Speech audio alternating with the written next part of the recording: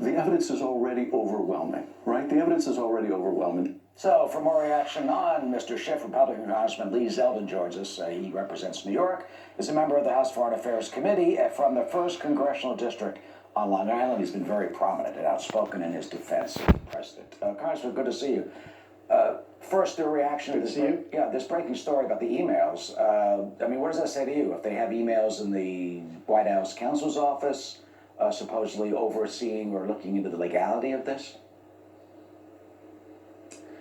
Sure, but we do have an overwhelming amount of evidence to why there was a hold on aid to Ukraine. I would call on Adam Schiff once again to release the deposition transcript of Mark Sandy. Mark Sandy is a dedicated career servant at the Office of Management and Budget who came in to answer questions with regards to why there was a hold on aid to Ukraine. There is an overwhelming amount of evidence. We know that it wasn't until the end of August, after a political story, August 29th, that President Zelensky and his top aides confirmed that there was a hold on aid to Ukraine. We have an overwhelming amount of evidence that also tells us that hold was released shortly thereafter and that Ukraine didn't have to open any new investigations, they didn't have to announce any new investigations in order to get that hold lifted. We know that President Trump was going to meet with President Zelensky on September 1st, if not for Hurricane Dorian, but President Pence wasn't in place.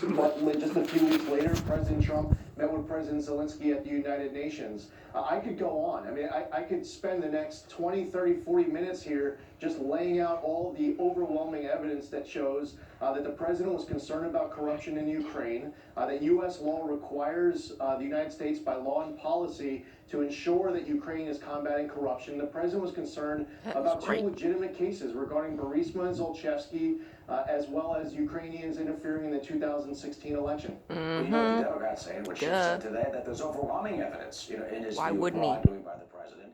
But he did, in one interview, he did stop short of saying whether or not he's decided on moving forward with impeachment. Well, we have already subpoenaed him for documents, and we're in discussions with the Southern District of New York, so we are pursuing it, but at the same time, we'd like to know what the documents have to say before we make a decision about witnesses. This is why we've subpoenaed Pompeo for documents and others for documents. That's him talking about Lev Parnas and Rudy Giuliani and that sort of thing. So, you know, what's your reaction to that? And that they've wrapped this up, and now it goes to the Judiciary Committee.